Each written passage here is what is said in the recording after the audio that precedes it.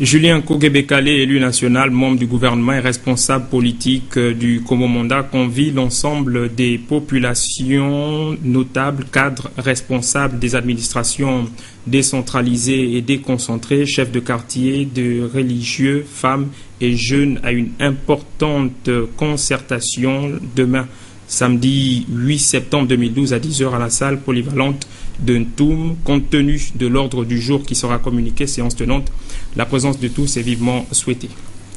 Suite à une instruction expresse du camarade secrétaire général du Parti démocratique gabonais, Faustin Boukoubi, la camarade Georgette Koko, membre du comité permanent du bureau politique, invite les camarades membres du bureau politique, les conseillers du distingué camarade président du parti, les parlementaires PDG de Logoué Ivindo, présents à Libreville, à prendre part à la réunion qu'elle présidera lundi 10 septembre 2012 à 17h30 au siège du parti. 6 au quartier, lui, l'ordre du jour sera communiqué.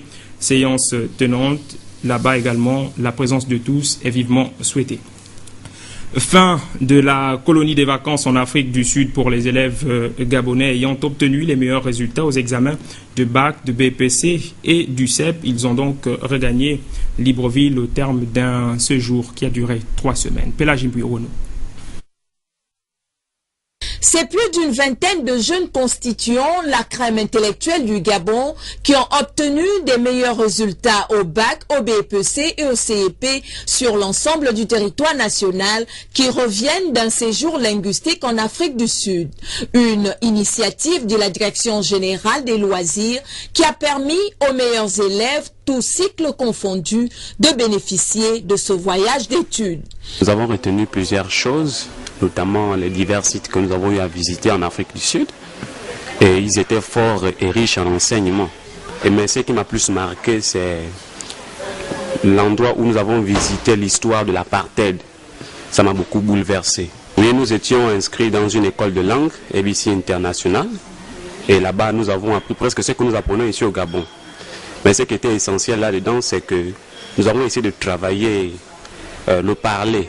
D'abord que l'Afrique du Sud est un grand pays, mais qu'il est toujours un peu touché par ce qui s'est passé durant l'époque de l'apartheid.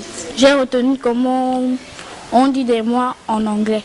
Janvier on dit January, février, February, mars, March, avril, April, mai, c'est May,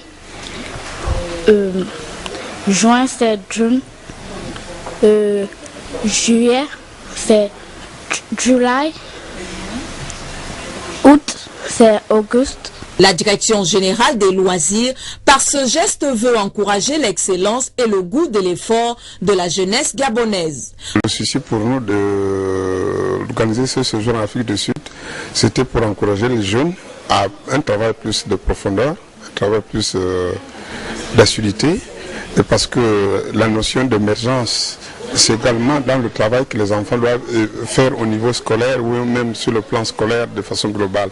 De ce qui fait que notre séjour a été une espèce de récompense pour encourager les jeunes à mieux travailler, à mieux produire le travail scolaire.